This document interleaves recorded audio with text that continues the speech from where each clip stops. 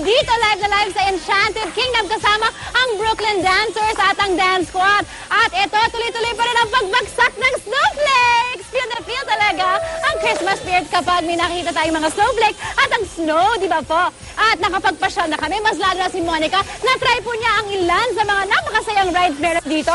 Ito, nakita po natin ngayon ang Flying Fiesta, nakakahilo at medyo nakakabalik ng sikmura, pero ang saya-saya, super unforgettable yan. Nako, tuwang-tuwa rin yung mga bata na nakatry din ng Flying Fiesta. At ito naman po ang Up and Away. Ito sa mga bagets kasi chill lang siya, makakaikot ka, picture-picture, and ang kulay, di ba? Maganda siya. Tuwang-tuwa yung mga bata, nagsisigawan sila. At pagkatapos yan, nakaikot rin sina Monica at ang mga bagets sa tinatawag nilang Extreme Tower. Ito naman medyo hindi kinaya ni Monica, kaya naman ang mga bata na ang nag-try po nito. At medyo talagang mafe-feel mo mula sa siya, naakyat talaga siya dahil vertical po ang drop nito.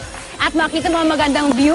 At ito naman po, masaya dahil mababasa ka talaga dito sa ride ito. Ito yung Rio Grande, kung saan kasama ang pamilya o yung mga barkada mo, sasakay kayo dyan at ikot kayo sa masayang malikot na river. O diba? Ang saya.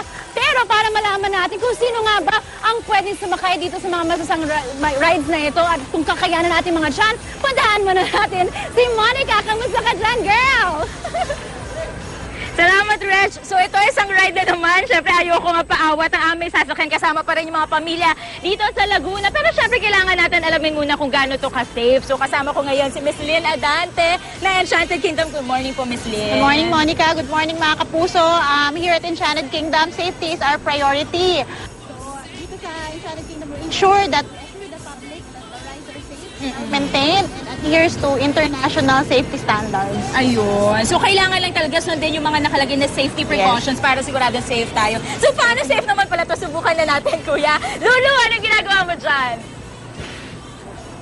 Ay, naku Mon, ito nga, itinry mo dito kanina. Ito ang bagong-bagong ride dito, the Navigator ride. And to talk more about this ride, we have Sir George Apasible, ang COO ng Segway Philippines. Sir George, ano bang meron dito sa the Navigator ride? Well, good morning, Philippines. Well, here, we're at Enchanted Kingdom, and Enchanted Kingdom is going through the wave of going environmental friendly. So, because of that, they wanted to introduce the Segway here in their Enchanted Kingdom. So we introduced the Navigator ride using the Segway. Yeah. So see, you won't be falling even if you try and do tricks.